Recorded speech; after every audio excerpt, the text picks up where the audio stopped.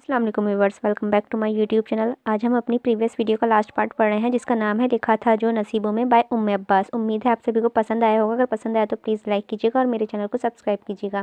چلیے شروع کرتے ہیں۔ صبح ناشتے کی لمبی سی میز پر موجود تھے، مگر پھر بھی جو کا عالم تھا۔ خاموشی سے سبھی ناشتہ کر رہے تھے۔ ہمیشہ کی طرح اس کی آمد کا انتظار نہیں کیا گیا تھا۔ سفری بیگ کندھے پر لیے وہ وہاں آن رکا تھا۔ سب ایک ساتھ اس کی جانب متوجہ ہوئے تھے، ان میں سے وہ بھی شامل تھی، جس پر ایک اچٹتی سی نگاہ ڈال کر اس نے نگاہ کا رخ پھیر لیا تھا، بالکل ویسے ہی جیسے مہرماں نے اس پر دوسری نظر ڈالنا بھی گوارا نہیں کیا تھا۔ تبریز شاہ ہاتھ روکے ایک تولتی نظروں سے دیکھنے لگے تھے۔ تو تم واپس جا رہے ہو؟ اس کی تیاری پر چوٹ کرتے انہوں نے ہنکار بھرا۔ بدلے میں اس نے کچھ نہ کہا تو وہ یوں ہی کھڑا رہا۔ کسی فیصلے بھی پہنچے ہو یا یوں ہی وقت ضائع کرتے رہو ہو؟ طنز کا ایک اور وار کیا گیا تھا۔ میرا فیصلہ بھی وہی ہے جو کل شام تک تھا، مستحق آواز میں جواب موصول ہوا تھا۔ تبریز شاہ کے چہرے پر غضب نمودار ہوا تھا۔ لیکن مہرماں کی خواہش میں پوری کرنے کا بھی کوئی ارادہ نہیں رکھتا، یہ بات اپنی لاڈلی کو اچھے سے سمجھا دیجیے گا۔ خود سری کی انتہا تھی۔ مہرماں نے چہرہ اٹھا کر تنے ہوئے نقوش لیے اس کی جانب دیکھا تھا، جو خود چپتی نگاہیں اس پر مرکوز کیے ہوئے تھا۔ چلتا ہوں، اللہ حافظ کہہ کر اس نے قدم آگے بڑھا دیے تھے۔ اپنے اس فیصلے کے ساتھ تم حویلی کے در اپنے لیے بند کر لو گے ضامن شاہ؟ پیچھے سے تبریز شاہ کی تیز آواز اس کا تعاقب کیا تھا۔ مجھے منظور ہے کہہ کر وہ رکا نہیں تھا۔ پیچھے سب اس کے اس درجہ بے نیازی پر شدید رہ گئے تھے۔ خود تبریز شاہ کو بھی شاید اس سے اس کی توقع نہیں تھی۔ ان کے چہرے پر غصے کے ساتھ پریشانی کے آثار نظر آنے لگے تھے۔ مہرماں نے آخری نوالا منہ میں رکھتے بظاہر پرسکون انداز میں اپنا ناشتہ ختم کیا تھا اور پھر آرام سے اٹھتی ہوئی واپس مڑ گئی تھی، سب کی نظریں اپنی پشت پر محسوس کرتے۔ اس کی آنکھوں میں نمی پہلی طے سے نمودار ہونے لگی تھی۔ اس کے قدم اپنے کمرے کی جانب بڑھ رہے تھے، جو شادی سے پہلے اس کی ملکیت ہوا کرتا تھا اور جہاں اس نے گزشتہ رات آنکھوں میں کاٹ دی تھی۔ فیصلہ ہو چکا تھا، اسے اب ضامن شاہ کے ساتھ نہیں رہنا تھا۔ وہ جب سے واپس آیا تھا اس کے کسی سوال کا جواب دینے کا مجاز نہیں تھا۔ وہ پوچھ کر تھک گئی تھی، مگر اس کے سامنے منہ سے ایک لفظ تک نہیں نکلا تھا، اور بالآخر اس نے جب منہ کھولا تو فقط اتنا کہہ کر اس کا منہ بند کر دیا تھا، وہاں کیا ہوا اور کیا نہیں یہ میرا مسئلہ ہے سحر۔ کیا میں تمہیں یاد دلاؤں؟ تم ہی نے کہا تھا تم حویلی کے معاملات سے ہمیشہ دور رہو گی، اسی لیے بہتر ہے تم اب بھی اس سب سے دور ہی رہو۔ میرے لیے اس وقت سب سے اہم تمہاری صحت ہے سحر ضامن۔ چہرے پر غصے کے ساتھ پریشانی کے آثار نظر آنے لگے۔ سحر ضامن، اسی لیے اپنا خیال رکھو اور خود کو ٹینشن سے دور رکھ کر میرے لیے کچھ تو آسانی کا سامان کرو یار۔ اتنے خوبصورت جواب کے بعد اس نے ہمت نہیں پڑی تھی وہ دوبارہ اس سے کوئی سوال پوچھتی۔ اگلے کچھ دن تک وہ بالکل نارمل بیہیو کر رہا تھا۔ اس کے لیے فکرمند ہونا، وہ جیسے باقی ہر بات کو بظاہر پشت ڈال چکا تھا۔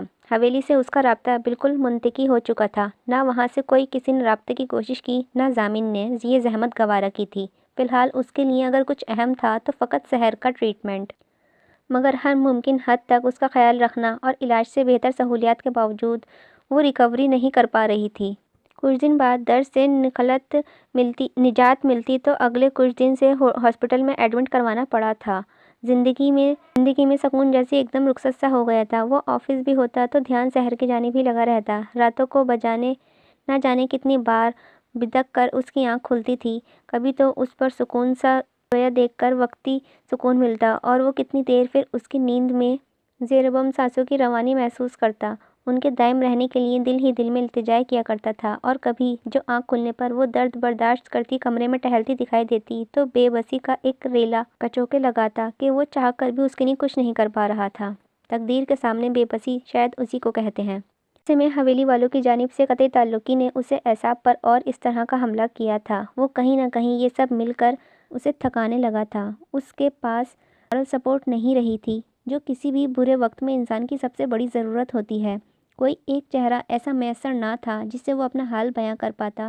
سحر کے سامنے سب ٹھیک ہے کی تفسیر بننے اندر سے ٹھیک نہیں تھا، اور یہ بات یقیناً وہ بھی جانتی تھی، مگر اس کا بھرم پھر بھی قائم رکھے ہوئے تھی۔ یوں ہی سست روی سے بیت رہے تھے دن، ہفتوں و مہینوں میں ڈھلتے چلے گئے۔ مہرماں شاہ نے دنیا والوں کے سامنے خود پر بے حسی کا جو خول چڑھا لیا تھا، بظاہر سب ٹھیک تھا۔ اس دن کے بعد سے اس نے ضامن کا بھولے سے بھی ذکر نہیں کیا تھا۔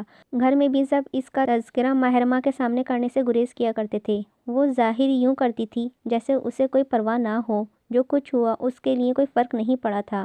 پہلے کی طرح سب کے درمیان بیٹھتی، باتیں کرتی، ہنستی، مومن کے بیٹے مشارب کو گھنٹوں اٹھائے رکھتی۔ اس نے خود کو مصروف رکھ کر بہت سی زہریلی یادوں اور سوچوں سے خود کو آزاد کر لیا تھا۔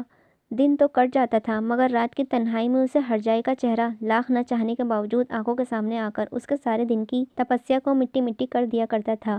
آنکھوں میں نمی کا سیلاب سا امڑ آتا تھا۔ وہ اس وقت اپنے بھرم، اپنی انا کی سامنے کسی کو کھونے کا کوئی خدشہ نہ ہوتا تھا، تبھی بہت سارے آنسو پلکوں کی باڑ توڑ کر تکیے کے غلاف میں جذب ہو جایا کرتے تھے۔ زہرا شاہ ماں تھیں، اتنے عرصے بیٹے کی شکل دیکھنا تو دور، آواز سننے کے لیے ترس بھی گئی تھیں۔ اپنی ممتا کے ہاتھوں مجبور ہو کر کئی بار دبے لفظوں میں ضامن کی وطنی کو ختم کرنے کے لیے التجا تبریز شاہ کے سامنے کر چکی تھی، مگر وہ ہر بار سختی سے منع کر دیتے تھے۔ وہ مغموم سی بس انہیں دیکھتی رہ جاتیں۔ وہ ایک تپتی گرمیوں کی سہ پہر تھی جب مہرماں کی طبیعت بگڑنے پر اسے ہاسپٹل لایا گیا تھا۔ ڈیلیوری میں ابھی کافی وقت باقی تھا مگر اس کی حالت تشویشناک ہوتی چلی گئی تھی۔ رات کے آخری پہر اس نے ایک پری میچیور بیٹی کو جنم دیا تھا۔ بچی کمزور تھی، اسے انڈر آبزرویشن رکھا گیا تھا۔ مہرماں اسے دیکھ بھی نہیں سکی تھی۔ بیٹی کی حالت کا سن کر اسے اپنی تکلیف عنقا ہوتی محسوس ہوئی تھی۔ ٹینشن کے سبب اس کا اپنا بی پی ہائی ہوتا جا رہا تھا۔ ایسے میں تبریز شاہ نے جو خود بھائی سے کہا تھا ضامن کو بیٹی کی پیدائش اور حالات سے آگاہ کر دینا چاہیے، وہ چپ رہے تو انہیں بھی زبردست ذرا ہمت ہوئی۔ مومن سے کہہ کر ضامن کو اطلاع کروا دی۔ جو بھی ہوا تھا اسے بدلا نہیں جا سکتا تھا مگر ساری عمر وہ بیٹی کو یوں نہیں دیکھ سکتے تھے۔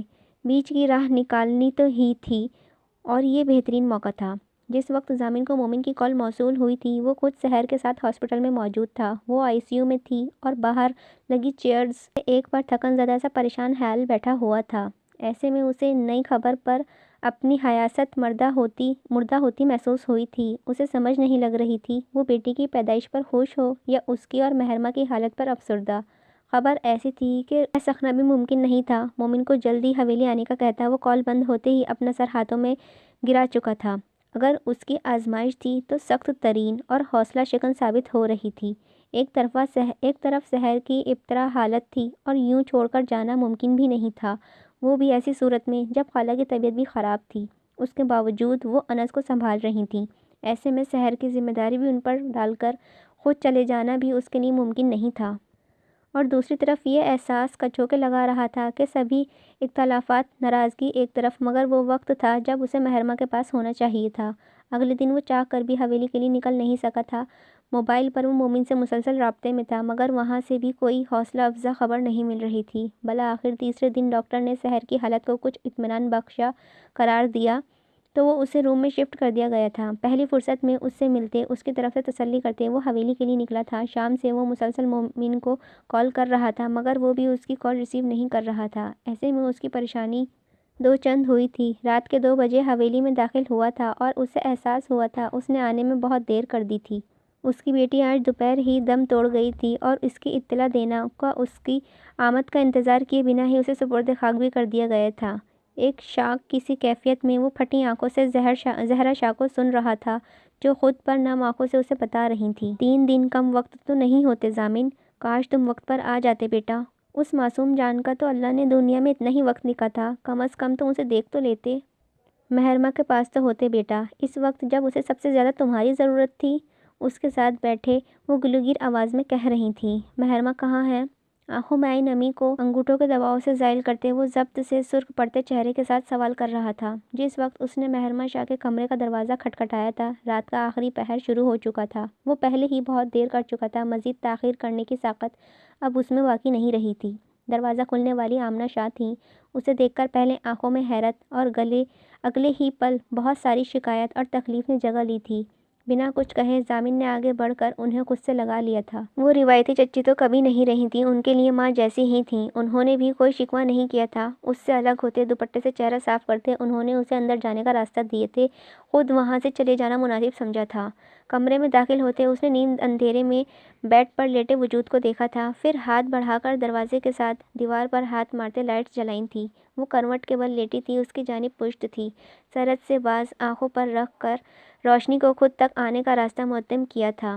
امی لائٹس بند کر دیں، بیٹھی ہوئی نم سی آواز میں درخواست کی گئی تھی۔ وہ جانتی تھی امی اس کے جاگنے اور رونے سے باخبر ہیں، مگر پھر بھی اسے نہ تو چپ کروایا تھا نہ ہی روکا تھا۔ وہ قدم قدم چلتا اس تک آیا تھا، اس کے سامنے آہستگی سے بیٹھتے اس کا بازو پکڑ کر آنکھوں سے ہٹایا تھا۔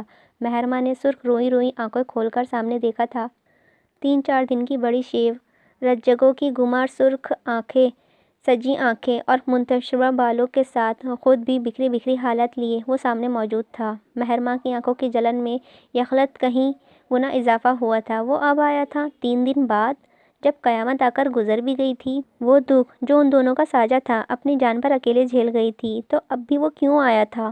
دکھ، تکلیف اور بے پناہ غصے نے اس کے کمزور اعصاب کو بری طرح سے جھنجھوڑا تھا۔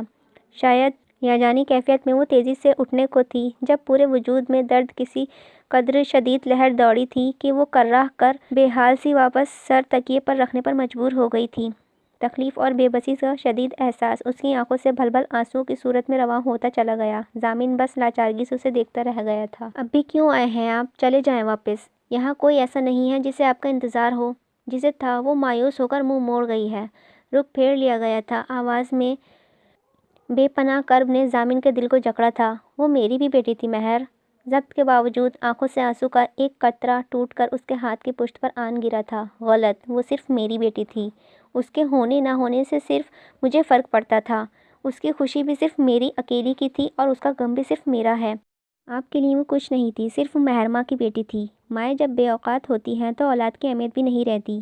بیوی انچاہی ہو تو اولاد بھی انچاہی ہی رہتی ہے۔ اس کی آواز بلند ہونے لگی تھی۔ تلخی کے سبب، بے بسی و غم کے باعث اس نے 3 دن لاشعوری طور پر اس کا انتظار کیا تھا۔ ایک موہوم سی امید تھی کہ وہ اس کے لیے نہ سہی اپنی اولاد کے لیے تو ضرور آئے گا، مگر اس کی امید ایک بار پھر ٹوٹی تھی اور بری طرح ٹوٹی تھی۔ ضامن شاہ نے وابستہ اس کی سبھی امیدیں یوں ہی تو قطرہ قطرہ ہو کر توڑ دی جاتی تھیں۔ کسک تو سب سے بری ثابت ہوئی تھی۔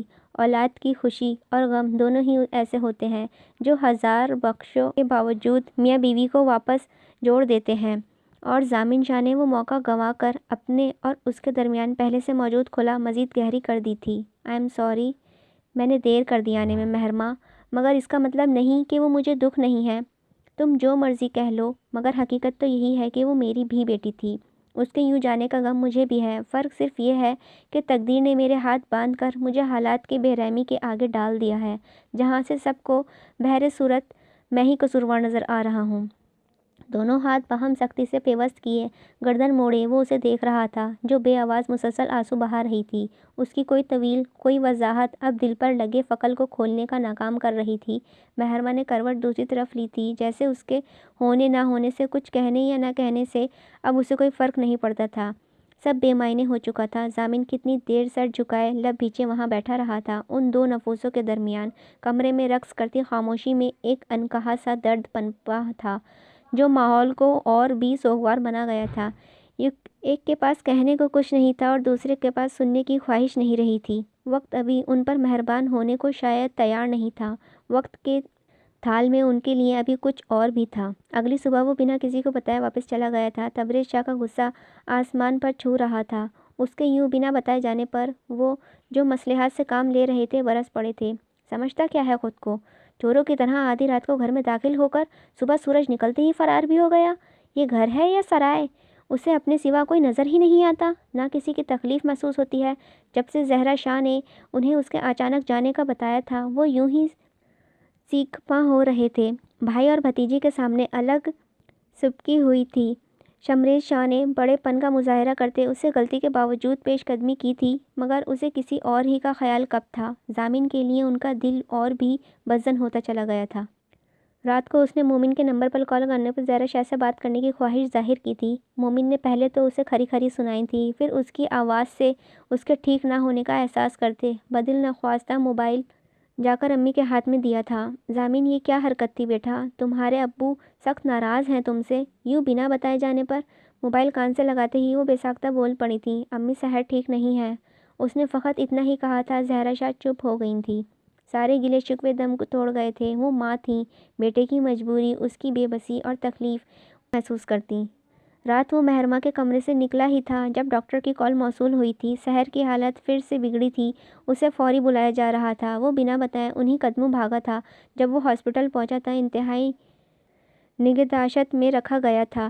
ڈاکٹرز کسی صورت اسے ملنے کی اجازت نہیں دے رہے تھے۔ اس کے بے پناہ اصرار پر بالآخر اسے کچھ دیر کے لیے اجازت دی گئی تھی۔ سیفٹی کٹ پہنے جب وہ کمرے میں داخل ہوا تو اس کے کمزور وجود کہیں مشینوں اور نلیوں میں جکڑا ہوا تھا۔ ضامن نے ڈبڈبائی آنکھوں کے ساتھ اپنا کپکپاتا ہاتھ اس کے ایک یخ ٹھنڈے ماتھے پر رکھا تو سحر نے آنکھیں کھولی تھیں، صرف چند لمحوں کے لیے۔ لب اب بھی خاموش تھے۔ پھر اس نے سامنے سے اس نے آنکھیں موند لی تھیں۔ وہ کوما میں چلی گئی تھی۔ امی اس کے پاس آپ اس کے لیے دعا کریں، وہ ٹھیک ہو جائے۔ آپ میرے لیے دعا کریں، اللہ میری مشکلات میں آسانی لے آئے۔ میں بہت اکیلا محسوس کر رہا ہوں۔ وہ شاید رو رہا تھا۔ کمزور سی نڈھال آواز نے زہرا شاہ کے دل کو کسی مٹھی میں لے کر بھیج ڈالا تھا۔ ان کا لاڈلا بیٹا اس مشکل وقت میں وہاں اکیلا تھا اور وہ ڈٹ گئی تھی۔ ان کی ضد کے آگے ہار مانتے تبریز شاہ نے انہیں جانے کی اجازت دے دی تھی۔ وہ مومن کے ساتھ صبح سویرے شہر کے لیے روانہ ہوئی تھیں۔ شام تک وہ ضامن کے ساتھ ہاسپٹل کے کوریڈور میں بیٹھی ہوئی تھیں۔ سحر کو ملنے کی اجازت نہیں تھی۔ اپنے پوتے کو بھی پہلی بازوں میں انہوں نے ہاسپٹل میں دیکھا تھا۔ زندگی موت کی جنگ لڑتے بالآخر سحر کا وجود ہار مان گیا تھا۔ ضامن کو چپ لگ گئی تھی۔ اس نے آخری بار اس کا چہرہ دیکھا تھا اور پھر آنکھیں نہیں کھولی تھیں۔ حویلی سے مومن آیا تھا۔ سحر کو اس کی خواہش کے مطابق سمیر کے پہلو میں سپرد خاک کیا گیا تھا۔ زہرا شاہ ایک ہفتے بعد ضامن کے پاس رہی تھیں اور پھر وہ واپس لوٹ آئی تھیں۔ وہ آتے ہوئے اکیلی نہیں آئی تھیں بلکہ 7 ماہ کا انس بھی ان کے ساتھ ہمراہ آیا تھا۔ حویلی میں ضامن کی پہلی بیوی کی موت کی اطلاع سب کو چونکا گئی تھی۔ اب اس کا بیٹا دیکھ کر معصوم کے لیے سبھی کا دل پسیج گیا تھا۔ جو بھی ہوا تھا اس میں اس کا کوئی قصور نہیں تھا، جس کو ابھی یہ بھی علم نہیں ہوا تھا کہ اس نے اپنی ماں کو کھو دیا ہے۔ زہرا شاہ اس کی دیکھ بھال خود کرتی تھیں۔ تبریز شاہ نے کسی قسم کا کوئی رد عمل نہیں دیا تھا۔ آہستہ آہستہ سبھی اس سے مانوس ہوتے چلے گئے تھے۔ مہرمہ کے لیے بھی سحر کی اچانک موت کسی شاک سے کم نہیں تھی۔ اسے ضامن کے کیے کا دکھ تھا، صدمہ تھا، وہ غصہ بھی تھی، مگر اس نے کبھی بھی اس کی بیوی بچے کا برا نہیں سوچا تھا۔ یہاں تک کہ جب گھر میں ضامن کا سحر کو طلاق دینے کے لیے فورس کیا جا رہا تھا تب بھی اس نے ان کی حمایت نہیں کی تھی۔ کسی اور کا گھر توڑ کر وہ خود کبھی خوش نہیں رہنا چاہتی تھی۔ پھر اس کی طلاق دینے سے بھی جو ٹھیس اس کے دل کو پہنچ چکی تھی اس کی بھرپائی ممکن نہیں تھی۔ اپنے غم سے ذرا سنبھل لی تو وہ سب گھر والوں کے اصرار پر کمرے سے باہر نکل کر سب کے درمیان بیٹھنے لگی تھی۔ ایسے میں انس کا سامنا بھی لازمی ہو جایا کرتا تھا۔ مشارف کو اٹھاتے، اس کے ساتھ کھیلتے، اکثر وہ بھی گھٹنوں کے بل چلتا چلتا اس کے پاس آ جایا کرتا تھا۔ پھر صوفے کا سہارا لے کر کھڑا ہوتا، بڑے غور سے اپنی بڑی بڑی آنکھوں سے اس پر جمائے دیکھا کرتا تھا۔ وہ کبھی مشارف کو گدگداتی تو ساتھ ہی اس کی کلکاری بھی گونجنے لگتی۔ ایسے میں مہرمہ یوں ظاہر کرنے کی کوشش کرتی جیسے وہ آس پاس موجود ہی نہ ہو، لیکن حقیقت تو یہ تھی کہ وہ چاہ کر بھی اسے نظر انداز نہیں کر پا رہی تھی۔ آہستہ آہستہ وہ اس کی توجہ کھینچ چکا تھا اور اس دن سب کی حیرت کی انتہا نہ رہی تھی جب اس نے کھانا کھاتے ہوئے اس کے قریب آنے پر نہ صرف اسے اٹھا لیا تھا بلکہ اس کو اپنے ہاتھوں سے کھیر بھی کھلائی تھی۔ زہرا شاہ کے دل میں اس کے دیکھ کر ایک نئی امید جاگی تھی۔ مہرمہ کی انس کی جانب جھکاؤ ان کی ڈھارس بڑھا گیا تھا۔ 3 ماہ ہونے کو آئے تھے اور اس دوران ضامن صرف ایک بار حویلی آیا تھا۔ تب بھی وہ دونوں ایک دوسرے سے یوں بیگانگی لیے ہوئے تھے جیسے شناسائی کی کوئی رمق تک ان کے رشتے میں باقی نہیں رہی تھی۔ زہرا شاہ نے جان بوجھ کر انس کی ذمہ داری رفتہ رفتہ غیر محسوس انداز میں مہرمہ پر ڈال دی تھی۔ مہرمہ خود نہیں سمجھ پائی تھی مگر کہیں نہ کہیں انس کے وجود میں اس کی روتی کرلاتی ممتا کو قرار آ گیا تھا۔ اس نے اپنی اولاد کھوئی تھی تو انس نے اپنی ماں۔ بیک وقت ان دونوں نے اپنے قریب ترین رشتے کھوئے تھے تو کہیں نہ کہیں اسے اپنا اور انس کا نقصان ایک سا لگا تھا۔ اس دن انس کو صبح سے ہی بخار ہو رہا تھا۔ شام تک دوا دینے کے باوجود وہ جب بخار کم نہ ہوا تو مہرمہ زارا کے ساتھ اسے ہاسپٹل لے کر چلی گئی تھی۔ واپس آتے ہوئے مغرب کے قریب کا وقت ہو گیا تھا۔ انس اور اس کی دوائیاں لیے وہ زہرا شاہ کے کمرے کی جانب بڑھی تھی جب دروازے پر اس کے قدم تھم گئے تھے۔ سامنے بیڈ پر زہرا کے سامنے اس کی جانب پشت کیے وہ ضامن ہی تھا۔ امی بھلا کیا ضرورت تھی انس کو اس کے ساتھ بھیجنے کی؟ آپ انس کی ذمہ داری مہرمہ کے سر مت ڈالیں، وہ میرا اور سحر کا بیٹا ہے، میں نہیں چاہتا مہرمہ اسے، وہ جھنجھلائی ہوئی آواز میں کہہ رہا تھا اور اس سے زیادہ سننے کی مہرمہ میں طاقت نہیں تھی۔ تیز قدموں سے آگے بڑھنے پر زہرا اور ضامن بیک وقت اس کی جانب متوجہ ہوئے تھے۔ اس کے تنے ہوئے نقوش اور سرخ پڑتی رنگت بتا رہی تھی وہ ضامن کی بات سن چکی ہے۔ آؤ مہرو، آ گئی واپس؟ کیا کہا ڈاکٹر نے؟ زہرا شاہ نے بشاش سی آواز میں کچھ دیر پہلے کہے گئے ضامن کے الفاظ کا اثر زائل کرنا چاہا تھا۔ موسمی بخار ہے، رات تک ٹھیک ہو جائے گا انشاءاللہ۔ ضامن کو سر سے نظر انداز کرتی وہ جھک کر انس کو زہرا کی گود میں ڈال رہی تھی، جو اب بھی اس کی بڑی سیاہ چادر کو مٹھی میں ضبط سے مضبوطی سے جکڑے چہرے کی زاویے بگاڑتا رونے کو تیاری کر رہا تھا۔ ضامن نے ایک نگاہ اس کے سپاٹ و بے نیاز چہرے پر ڈال کر ہاتھ بڑھاتے انس کو اٹھانا چاہا، مگر وہ بھی اپنے نام کا ایک تھا کہ محرمہ سے دستبردار ہونے کو قطعی راضی نہیں تھا۔ بالآخر محرمہ کو زبردستی اس کے ہاتھ میں سے چادر چھڑانی ہی پڑی تھی۔ دوائیوں والا شاپر سیٹ ٹیبل پر رکھتے وہ انس کے رونے کی پرواہ کیے بغیر کمرے سے نکل گئی تھی۔ زہرا شاہ نے اس کے جانے کے بعد تعصب سے بیٹے کو دیکھا تھا، جو اب اپنے بیٹے کو گود میں لیے چپ کروانے کی صحیح کر رہا تھا۔ سن لیا ہے اس نے؟ کیا ضرورت تھی یہ سب کہنے کی ضامن؟ میں جب بھی پرامید ہوتی ہوں کہ شاید اب تم دونوں کے بیچ کی تلخیاں کچھ کم ہو جائیں گی، تم ہر بار کوئی نہ کوئی نیا شوشہ چھوڑ ہی دیتے ہو۔ وہ اسے سخت نظروں سے دیکھتی خفا ہو رہی تھی۔ ضامن بے دلی سے مسکرا دیا۔ ایسی امیدیں وابستہ کر کے آپ خود کو خواہ مخواہ ہلکا مت کیا کریں امی۔ وہ بات کو ٹال رہا تھا۔ تو کیا ساری عمر یوں ہی گزار دو گے، ایک دوسرے کے منہ موڑے؟ اچھی خاصی مہرو انس کے ساتھ گھل مل گئی تھی۔ اتنا خیال رکھتی ہے بچے کا وہ، اب تمہاری باتوں سے دل کس قدر دکھا ہوگا بچی کا۔ امی میں نے کوئی غلط بات نہیں کی، میں بھی ایسی کا خیال کیسے کہہ رہا ہوں۔ انس سحر کا بیٹا ہے، وہ جب سحر کو قبول نہیں کر پائی تو اس کی اولاد کو کیسے کرے گی؟ اسی لیے کہہ رہا تھا اس پر کسی قسم کا دباؤ مت ڈالیں۔ انس اس کی ذمہ داری نہیں ہے امی، اس کے ساتھ پہلے ہی نہ جانے انجانے میں زیادتی ہوئی ہے، مزید کی گنجائش نہیں ہے۔ سنجیدگی سے کہتا روتے انس کو لیے وہاں سے اٹھ گیا تھا۔ اپنے کمرے میں آ کر چادر اتارنے پر اس نے بستر پر پھینکی تھی۔ تیز تیز سانس لیتے دھپ سے بیڈ پر بیٹھتے اس نے گردن کی رگ پھولی ہوئی تھی۔ سمجھتے کیا ہیں خود کو؟ میں کون سا ان کے بیٹے کی اغوا کر لیتی جو یوں باتیں سنا رہے تھے؟ میرا اور سحر کا بیٹا ہے۔ جتانا کیا چاہ رہے تھے وہ؟ آنکھوں میں نمی لیے وہ غم و غصے کے زیر اثر بڑبڑا رہی تھی۔ اس کا موڈ بری طرح آف ہوا تھا۔ رات کو کھانے کے ٹیبل پر بھی وہ نہیں گئی تھی، امی اور بھابھی کے اصرار پر بھی وہ کان لپیٹے رہی۔ انس کا خیال غیر دانستہ طور پر آیا تھا، پتہ نہیں اس کا بخار اترا بھی ہوگا یا نہیں، کسی نے دوا پلائی ہوگی یا نہیں۔ پھر شام کا واقعہ یاد آنے پر دل پر پتھر رکھ لیا۔ مجھے کیا ضرورت ہے ہلکان ہونے کی؟ باپ آیا ہوا ہے تو خود ہی سنبھال لے گا۔ ویسے بھی میرا لگتا ہی کیا ہے وہ، جو میں فکر کرتی پھروں؟ سر جھٹک کر نخوت سے سوچتی وہ دل میں بے چینی پر خود کو شاید باور کروا رہی تھی۔ امی اس کے لیے کھانا کمرے میں لے آئی تھیں۔ دل تو نہیں چاہ رہا تھا، مگر پھر بھی ان کے کہنے پر اس نے زہر مار کر چند نوالے حلق سے اتار لیے تھے۔ محرمہ ایسا کب تک چلے گا بیٹا؟ وہ واش روم سے ہاتھ دھو کر آئی تو توقع کے برعکس امی ابھی تک وہیں موجود تھیں۔ ان کے سوال میں چھپے مفہوم کو اچھے سے جان کر بھی وہ انجان بن گئی تھی۔ تمہاری اور ضامن کی بات کر رہی ہوں بیٹا، اب تو سال ہونے کو آیا ہے تم دونوں کی اس ناراضگی کو چلتے۔ بیٹا گھر اس طرح تو نہیں بسا کرتے، تھوڑی لچک تو عورت کو دکھانی ہی پڑتی ہے، اور اب تو وہ نہیں رہی جو وجہ تنازع تھی۔ اس کا ہاتھ پکڑ کر پاس بیٹھتے وہ رضان سے سمجھا رہی تھی۔ امی میرے اور ضامن کے درمیان وجہ تنازع سحر نہیں تھی۔ مجھے دکھ تو اس بات کا ہے کہ ضامن نے اتنے عرصے مجھ سے حقیقت چھپائے رکھی، مجھے دھوکہ دیا، انہوں نے میرا اعتبار توڑا ہے۔ وہ پہلی بار کھل کر بات کرنے پر آمادہ ہوئی تھی۔ آمنہ شاہ کو ذرا تشویش ہوئی۔ مرد غلطی کر جاتا ہے بیٹا، عورت اگر ہر بات پر پکڑے تو گھر ٹوٹ جایا کرتے ہیں، اور دل جو ٹوٹتا ہے امی اس کا کیا؟ آنکھوں میں شکایت لیے وہ دو بدو بول اٹھی تھی۔ ٹوٹے دل نظر نہیں آتے، مگر ٹوٹے گھر بہت جلد نظر میں آ جاتے ہیں۔ لوگ طرح طرح کی باتیں بناتے ہیں، سن لوگی وہ سب۔ جس محرمہ کو میں جانتی ہوں وہ تو بچپن میں بھی چوٹ لگنے پر سب کے سامنے رویا نہیں کرتی تھی کہ بعد میں کوئی اس کے رونے کا مذاق نہ اڑائے۔ مذاق تو لوگ گھر ٹوٹنے کا بھی بنا لیتے ہیں بیٹا، پیٹھ پیچھے سرگوشیاں کرتے ہیں، قیاس آریاں ہوتی ہیں، اور پھر دونوں فریقین میں سے ایک کا ظالم اور ایک کو مظلوم قرار دے دیا جاتا ہے۔ مجھے تم بہت پیاری ہو مہرو، مجھے ہی کیا حویلی کے ہر فرد کو عزیز ہو۔ دیکھنا تم نے بھائی صاحب نے تمہارے لیے اپنے بیٹے تک سے منہ موڑ لیا ہے، مگر بیٹا ضامن بھی تو اپنا ہی بچہ ہے، اس کی پریشانی اس کی تکلیف بھی تو ہمیں ہی تکلیف دیتی ہے۔ جو ہوا اسے نصیب کا لکھا قبول کر لو گی تو آگے کی زندگی آسان ہو جائے گی، اور ویسے بھی جب تم انس کو قبول کر سکتی ہو تو ضامن کو کیوں نہیں؟ امی انس میرا قصوروار نہیں ہے، مگر ضامن ہے۔ آپ پلیز مجھے اس طرح فورس مت کیا کریں، میں اپنی زندگی کا فیصلہ دلی آمادگی کے ساتھ کرنا چاہتی ہوں، اور دل ابھی راضی نہیں ہے تو کیا کروں؟ مجھے کچھ وقت دیں، شاید وقت کے ساتھ ساتھ دل بھی بہل جائے۔ سر جھکائے ہاتھوں کی لکیریں کھوجتی وہ مدھم آواز میں بول رہی تھی۔ آمنہ کے لیے فی الحال اتنا ہی کافی تھا، وہ مسکرا دیں۔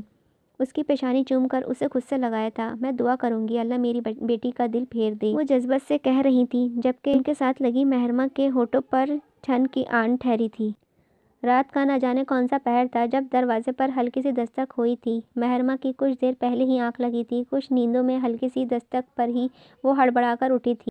سوئے ہوئے دماغ نے پہلے ہی لیٹنے سے انس کو تلاشنا چاہا تھا، پھر ہند سے بیدار ہوئی تو بے دلی سے دوپٹہ لیتی اٹھ کر کپڑوں کی سلوٹیں جھاڑتی دروازے کی جانب بڑھی تھی۔ غیر متوقع طور پر سامنے ضامن کھڑا تھا، اس کے بازوؤں میں انس تھا جو رو رہا تھا اور اسے دیکھتے ہی باہیں کھولے اس کی طرف لپکا تھا۔ مہرما نے ہاتھ آگے بڑھا کر اسے لینا چاہا تھا، پھر اگلے ہی لمحے ہاتھ واپس پیچھے کرتے وہ سوالیہ نظروں سے ضامن شاہ کو دیکھنے لگی تھی، جو خود بکھرے بالوں کے ساتھ آنکھوں میں نیند لیے کھڑا تھا۔ انس رو رہا ہے، اس کے دیکھنے پر کھسیا کر جیسے اطلاع دی گئی تھی۔ تو میں کیا کروں؟ خود کو پرسکون ظاہر کرتے اس نے ٹھنڈے ٹھار لہجے میں جواب دیا تھا۔ ضامن گڑبڑا کر رہ گیا۔ امی بتا رہی تھی اسے تمہارے پاس سونے کی عادت ہو گئی ہے، شاید اسی لیے تنگ کر رہا ہے۔ اس نے صاف گوئی سے کام لیا تھا، سارا ملبہ زہرا شاہ کے سامنے ڈال دیا تھا۔ تو عادت بدلیں اس کی، بچہ ہے، 2-3 دن روئے گا پھر بہل جائے گا۔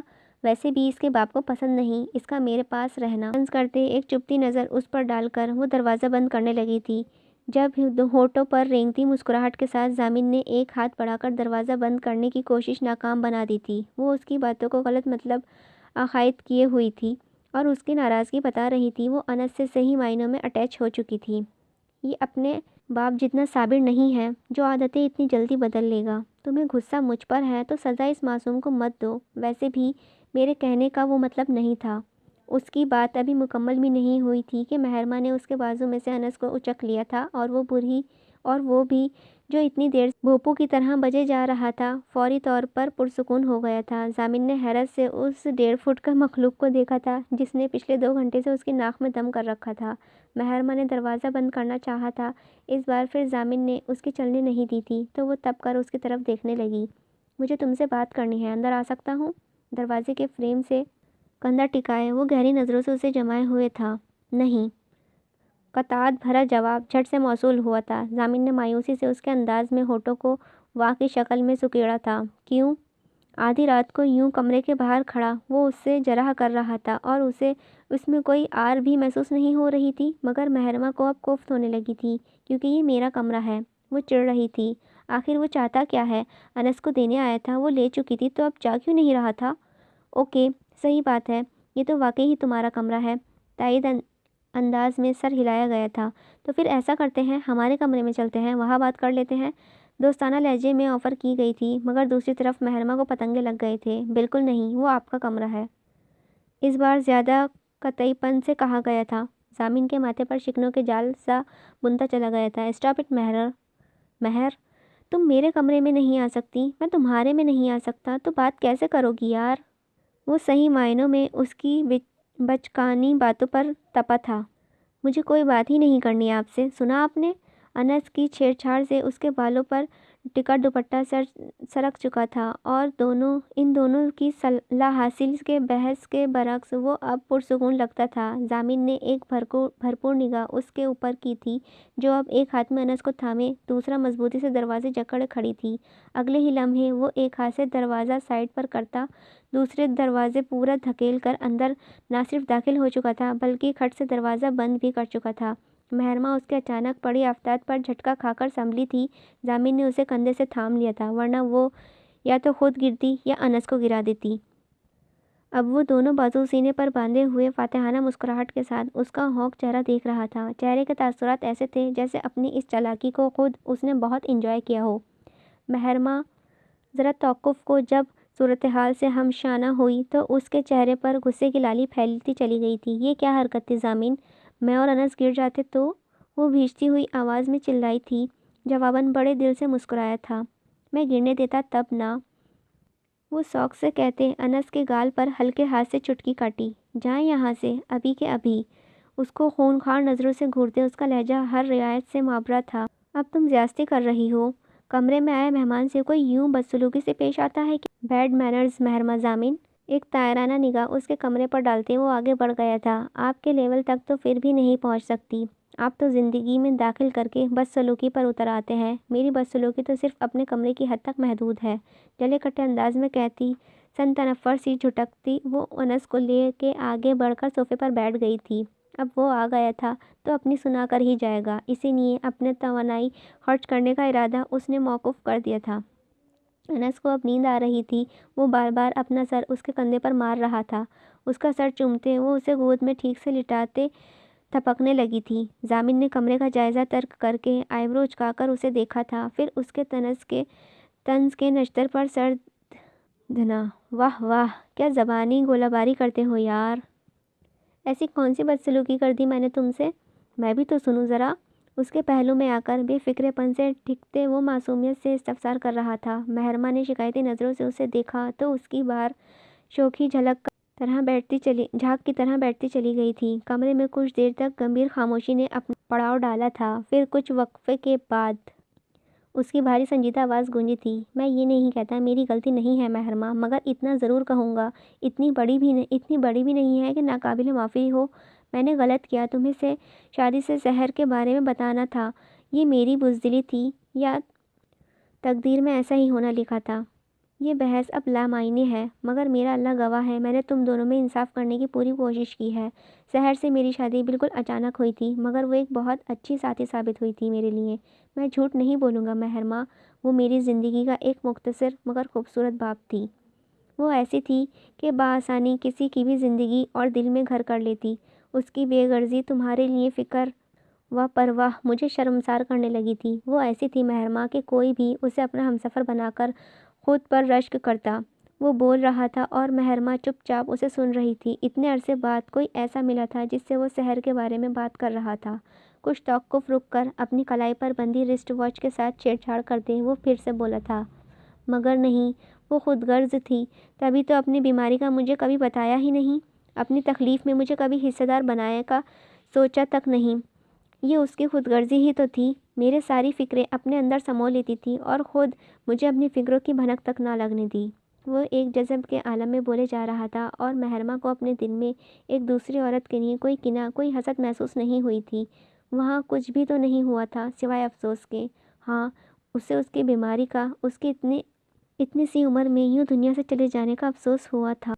वो दुनिया की पहली औरत होगी जो अपने शौहर की दूसरी शादी करवाकर खुश थी। उसे लगता था मैं तुम्हारी अमानत हूँ जिसे वो वापस तुम्हें सौंप रही है। वो हंसता नम आँखों के साथ महरमा चौंकी थी। क्या वो सिर्फ झूठ गढ़ रहा था, सिर्फ और सिर्फ उसका दिल शहर की तरफ से साफ़ करने के लिए? ऐसा था भी तो उसकी भला क्या ज़रूरत थी, उसे शहर से कोई गिला था भी कब? उसके सारे शिकवे तो ज़ामिन की ज़ात से थे, मगर उसके चेहरे पर सजी सच्चाई ने उसे सोच के राह को खोखला कर दिया था। मैं तुमसे हमेशा दिल ही दिल शर्मसार रहा हूँ महरमा, अपना सच छुपाने के लिए। यही वजह थी अक्सर मैं चिढ़कर तुम्हें दुख पहुँचाना दिया करता था, मगर वो बिल्कुल लाशऊरी तौर पर होता था, जिसके बाद मुझे अफसोस भी होता था। कितनी बार जी में आया तुम्हें सच बता दूँ, मगर फिर तुम्हें खोने का खौफ मेरी ज़ुबान बंद करवा देता था। हमारी ज़िंदगी में बहुत कुछ ऐसा हुआ था जो हमारे नज़दीक नहीं होना चाहिए। शायद ये उसके नसीब लिखा कहते हैं, इसे ही नसीब का लिखा कहते हैं। इंसानी मंसूबों और ख्वाहिशों के बिल्कुल बरअक्स। मगर क्या तुम वो भूल नहीं सकती महरमा? झुके सर और उठी निगाहों के साथ वो उसे गर्दन तिरछी किए देख रहा था, जो सर झुकाए आहिस्ता आहिस्ता गुनूदगी में जाते अनस को थपक रही थी। क्या भूलना इतना आसान होता है ज़ामिन? सवाल के बदले सवाल किया गया था। अनस की वजह से आवाज़ मामूल से भी धीमी हो गई थी। इतना मुश्किल भी नहीं होता, बस दिल की गुंजाइश की बात होती है। अगर दिल भी रेज़ा रेज़ा हो चुका हो तो तुम अपना टूटा दिल मुझे दे दो महरमा, मैं उसे जोड़ लूँगा। बरसता उसने मुंह से निकला था। महरमा ने शाह की नज़रों से उसे देखा था। मुझे कुछ वक्त दे ज़ामिन, इतना कि मैं आप पर फिर से एतबार कर सकूं। टूटा दिल किसी के हवाले करना पहले से ज़्यादा ख़तरनाक होता है और शायद मुश्किल भी। बिना झिझके उसकी तरफ देखते वो खोई खोई सी कह रही थी। ज़ामिन उसकी कैफियत समझता था। उसकी चोट गहरी थी, ज़ख़म मंजमल होने में कुछ वक्त तो लगेगा। यही सोचकर उसने आहिस्तगी से सर असबात में हिला दिया था। उसकी निगाहें उसकी सूनी पड़ती कलाइयों पर टिक गई थीं। कभी वो चूड़ियों को अपनी कलाई से जुदा नहीं होने दिया करती थी। मैं इंतज़ार करूँगा इस वक्त का, तुम जितना वक्त लेती हो मुझे मंजूर है, कहकर झुके उसने अनस की पेशानी चूमी थी। कुछ इस तरह कि गैर इरादी तौर पर उसका कंधा महरमा के बाजू से मिस हुआ था। اس نے تیزی سے رخ موڑ لیا تھا۔ سیدھا ہوتا وہ آہستگی سے وہاں سے اٹھتا باہر نکل گیا تھا۔ اس کے جانے کے بعد اس نے ایک گہری سانس خارج کرتے احتیاط سے انس کو اٹھایا تھا۔ بیڈ کی طرف بڑھتے ہوئے اس کے قدم بھلے بوجھل تھے مگر دل کی غفلت اب پہلے سے نہیں رہی تھی۔ شہر واپس جانے کے بعد اس کا نئے سرے سے مہرو سے رابطہ جڑا تھا۔ وہ روز اسے کال کرتا تھا، معمول کی باتیں، انس کے بارے میں بہت ساری باتیں کرتے تھے۔ وہ بھولے سے بھی اس طرف نہیں جاتی تھی جہاں وہ امید کی ڈور تھامے کھڑا تھا۔ کبھی کبھی وہ اسے چھیڑتا تھا، اب نہیں پوچھو گی میں واپس کب آؤں گا؟ لہجے میں سلگتے جذبوں کی آنچ لیے کہتا تھا۔ اس کا دل زور سے دھڑک جایا کرتا تھا مگر وہ انجان بن جایا کرتی تھی۔ آپ کا اپنا گھر ہے ضامن شاہ، جب جی چاہے چلے آئیے گا۔ وہ سادگی سے اتنا ہی کہتی تو ضامن شاہ ہنس دیا کرتا تھا۔ نہیں، اس بار تم بلاؤ گی تب ہی آؤں گا۔ وہ بازد ہوتا، آگے سے خاموشی اختیار کر لیتی۔ گھر میں سب اس کی اتنی لمبی غیر حاضری کو لے کر اچنبھے میں تھے، یہاں تک کہ زہرا شاہ نے اس سے کہا تھا وہ شہر چلی جائے۔ ویسے بھی کافی مہینوں سے یہ بات گھر میں زیر بحث تھی کہ مہرمہ کو اب ضامن کے ساتھ ہی رہنا چاہیے۔ تبریز شاہ نے خود ضامن سے کہا تھا، بدلے میں اس نے یہ فیصلہ مہرمہ پر چھوڑ دیا تھا۔ وہ چاہتا تھا وہ مکمل رضامندی سے اس کے ساتھ آئے، نہ کہ اس کے گھر والوں کے کہنے پر۔ یہی سوچ کر سب گھر والے بھی خاموش ہو گئے تھے۔ ضامن اور مہرمہ کے صلح کے بارے میں سب جانتے ہی تھے، اسی لیے کسی حد تک مطمئن تھے۔ زہرا شاہ کے کہنے پر مہرمہ نے بنا کسی حیل و حجت کے حامی بھر لی تھی۔ اگلی صبح وہ سب کی دعاؤں کے زیر سایہ انس کو لے کر حاطب کے ساتھ شہر روانہ ہوئی تھی۔ گھر میں کسی نے بھی ضامن کو اس کی آمد کی اطلاع نہیں کی تھی۔ وہ خود بھی دوران سفر اس کے اچانک خود کے سامنا پا کر ملنے والے رد عمل کا سوچ کر مسرور تھی۔ اس نے کہا تھا وہ اس کا انتظار کرے گا اور وہ اپنی بات پر قائم رہا تھا۔ وہ جانتی تھی وہ کیا چاہتا ہے مگر پھر بھی ضامن شاہ اس کی چاہت کے احترام میں پیچھے ہٹ گیا تھا تو مہرمہ شاہ نے بھی اسے صرف 3 ماہ کا انتظار کروایا تھا۔ اس نے زیادہ اس کے معاملے میں کٹھور وہ ہو بھی نہیں سکتی تھی۔ سرپرائز کے چکر میں انہوں نے ضامن کو اطلاع نہیں کی تھی تو اب چونکہ حاطب پہلی بار وہاں آیا تھا اسی لیے بنگلہ ڈھونڈنے میں کچھ وقت کا سامنا کرنا پڑا تھا۔ جس وقت ان کی گاڑی اس کے رہائشی بنگلے کے سامنے آ کر رکی تھی شام کے سائے گہرے ہو چکے تھے۔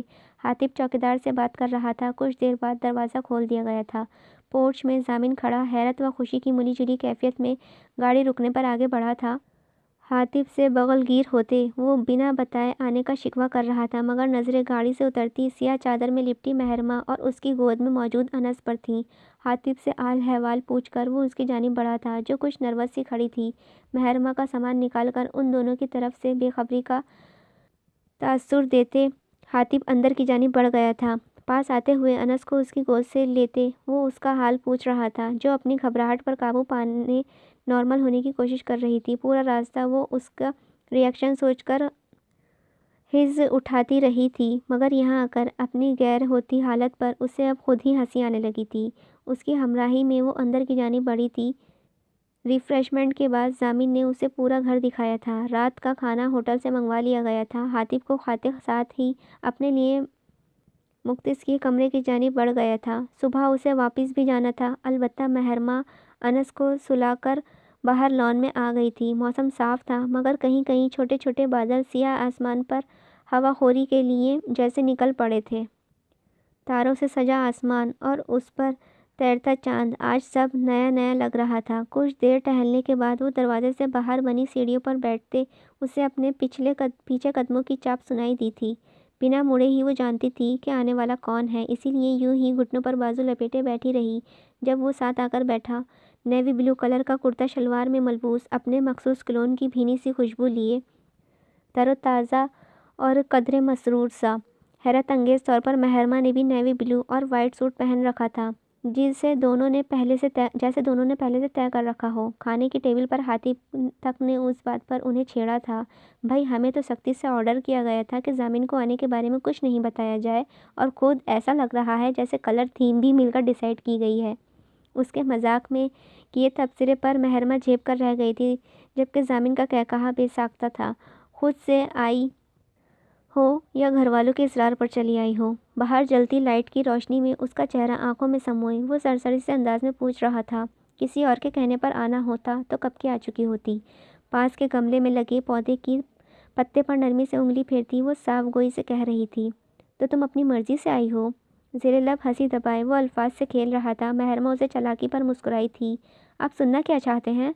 اس کی طرف سے رخ کیے اعتماد سے باردیانی تھی۔ وہی جو تم سنا رہی ہو۔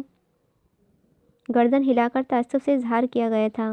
کیا میرا آ جانا ہی کافی نہیں ہے ضامن شاہ؟ اس نے جس انداز میں کہا تھا، ضامن کے ہونٹوں پر مسکراہٹ رینگ گئی تھی۔ سر ہلا کر اس نے اعتراف کیا تھا، واقعی ہی اس کا آ جانا ہی کافی تھا۔ مجھے لگا تھا میری سزا اتنی جلدی ختم نہیں ہوگی۔ اس کا ہاتھ اپنے ہاتھ میں لیے وہ اس کی کلائی میں سجی چوڑیوں کی مدھم سے شور میں گم ہوا سا کہہ رہا تھا۔ اور مجھے لگا تھا میں اس سے زیادہ بے حسی کا خول خود پر نہیں چڑھا سکتی۔ اس کے ہاتھ میں مقید اپنے ہاتھ کو دیکھتی وہ شانت سی لگتی تھی اور پرسکون و پرسرور بھی۔ یعنی کہ تمہیں اب بھی مجھ سے محبت ہے؟ وہ گھما پھرا کر پھر وہیں آن اٹکا تھا۔ محرمہ نے اسے گھورنا چاہا مگر آج ان سیاہ نگینوں کی چمک سبز جھیلوں کو مات دے رہی تھی۔ محرمہ شاہ کو تو شروع سے ضامن شاہ سے محبت تھی، بس ضامن شاہ ہی بے قدرہ تھا جو کبھی اس کے دل کا خیال نہیں کیا۔ گردن اکڑا کر بڑی شان سے بے نیازی سے اظہار محبت بھی کر دیا گیا تھا اور ساتھ ہی اسے لتاڑ بھی لیا تھا۔ ایک تیر سے دو شکار۔ ضامن نے بڑی مشکل سے اپنی ہنسی روکی۔ ہاں، ضامن شاہ اعتراف کرتا ہے وہ محبت کے معاملے میں کبھی محرمہ شاہ کا مقابلہ نہیں کر سکے گا، بلکہ وہ چاہے گا محرمہ شاہ یوں ہی ساری عمر اسے دیوانوں کی طرح چاہے اور ضامن شاہ اس معاملے میں اس سے 2 قدم ہمیشہ پیچھے رہے۔ بدلے میں سرشار سا انداز اپناتے ہوئے اس نے بھی دل کی بات کہی تھی، مگر محرمہ کو سمجھ نہیں آیا تھا وہ خوش ہو یا اس کی خود پسندی پر افسوس کا اعلان ظاہر کرے۔ اسے متصافنہ نظروں سے خود کو دیکھتے پا کر وہ ہنستا ہوا اٹھ کھڑا ہوا تھا، ساتھ ہی ہاتھ بڑھا کر اپنی کشادہ شفاف ہتھیلی اس کے سامنے پھیلائی تھی۔ کچھ دیر تھوڑی اٹھا کر اسے دیکھتی رہی، پھر پوری دل آمدگی سے اس کے ساتھ ہاتھ پر اپنا ہاتھ رکھ دیا تھا۔ اس کے ہاتھ پر اپنی گرفت مضبوط کرتے وہ اس کی طرف جھک کر کچھ کہتا ہوا اندر کی جانب بڑھا تھا، جس پر محرمہ نے افسوس سے گردن کو جنبش دی تھی۔ آسمان پر تیرتا ٹوٹا چاند انہیں دیکھ کر مسکرایا، بادلیوں کی اوٹ میں چھپتا چلا گیا تھا۔ ختم شد۔ امید ہے آپ کو یہ ناول پسند آیا ہوگا۔ اگر پسند آیا ہو تو پلیز لائک کیجیے گا، اور آپ کو کیسا لگا پلیز ضرور بتائیے گا کمنٹ میں، اور میرے چینل کو سبسکرائب کیجیے گا۔ ملتے ہیں نیو ناول کے ساتھ، جب تک کے لیے اپنا دھیان رکھیے گا۔ اللہ حافظ۔